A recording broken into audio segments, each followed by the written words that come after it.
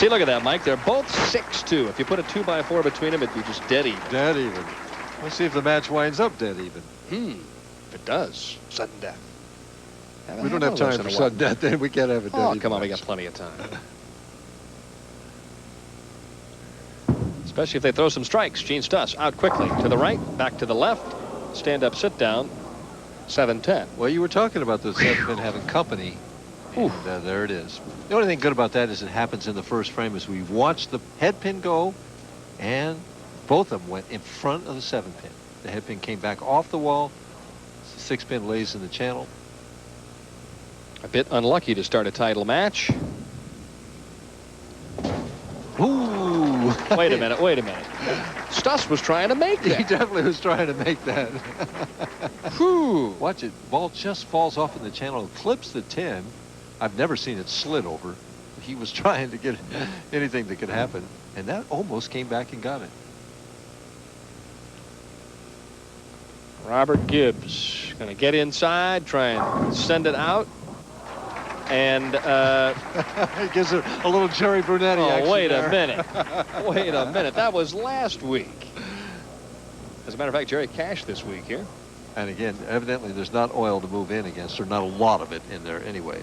Has anybody taken a practice shot outside of 5? I mean, I haven't seen anybody even come close to playing out. Robert Gibbs doesn't want to go out there. That's not his game. Danger zone. See if that Brooklyn loosened him up. Well, that one went to the right and back to the left. Flush hit for Robert. And he opens with a double. See, there's still oil left inside on that left lane. The right lane, again, is the one the guy's going to have to master. Stus has done the best job so far of anybody. Gene trailing by 21. Aye. Oh, does he run out of luck? No, he actually not. He got a nice break there, breaking up that split. He's still in this match. I mean, obviously Gibbs is not lined up on lane 20. Patience. Oh, yeah. I mean, you go into a match looking at this, you're thinking, 210 is going to win the match. That's what you're thinking. He also knows Robert Gibbs is going to throw some strikes, but he also may have a few opens. Right, exactly. That's Robert Gibbs' game. But with that new spare ball, he's done a better job this week. We'll have to keep an eye on that. Final stop on the PBA Senior Tour in 1992. But we'll be back next week. That's right. Touring Players Championship, the Bud Light Touring Players Championship from Indianapolis. 7:30 next Wednesday night.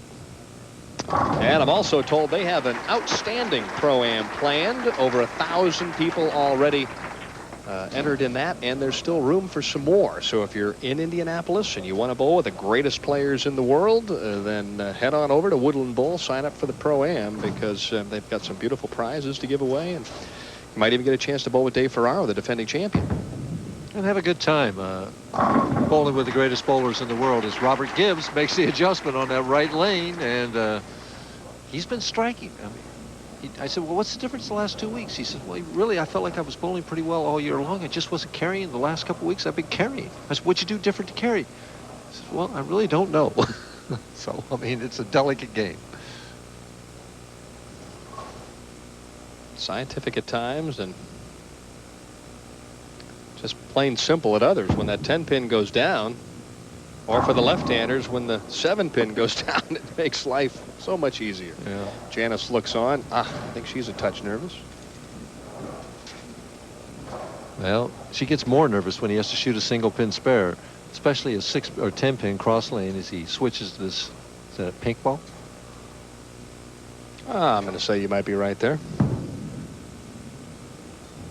Oh, gives it a little pump of the fist there. It says, it works. It works. He's 30 up. Stus better start striking.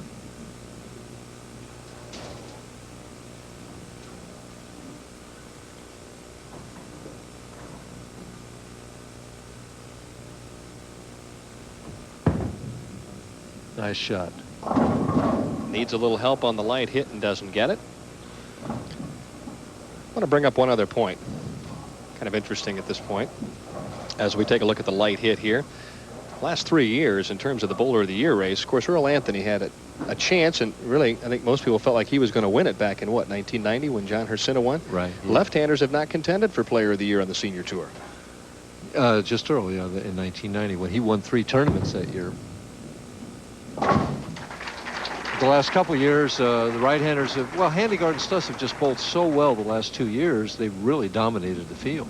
Hriscina has made a lot of shows, but he hasn't bowled well in the championship round, and you can't win Bowler of the Year without bowling well in the championship round, or at least he hasn't won in the championship round. Down by 30. And in the 5th frame. Oh, that's a sight. That's a start. It's a chance, right? Well, again, the key lane is lane 20. The guy that masters that lane is going to win the match. $8,000 to whoever wins this match, $4,200. And then, of course, that beautiful trophy will go to the winner. Uh-oh. Wow, he's getting all the breaks. I'll tell you, when he makes a mistake, it goes Brooklyn, Den. If you're Gene-Stus right now, all you're thinking about is plane reservations back home. Did you see that disgusted look on his face? I saw the eyebrows both raised. It's like, come on, I don't mind getting beat, but let's get this thing close to the pocket. Well, I mean, what he's saying is, 1 Brooklyn is enough. Enough. 2? No way. Meanwhile, Robert's just throwing strikes. I don't care if they're on the right or on the left. Just let me get the job done. That one's on the right. Out the window for the washout. Boy, that surprised him, too. That ball skidded, and I really think he thought it was going to come back. Oh, I know he did.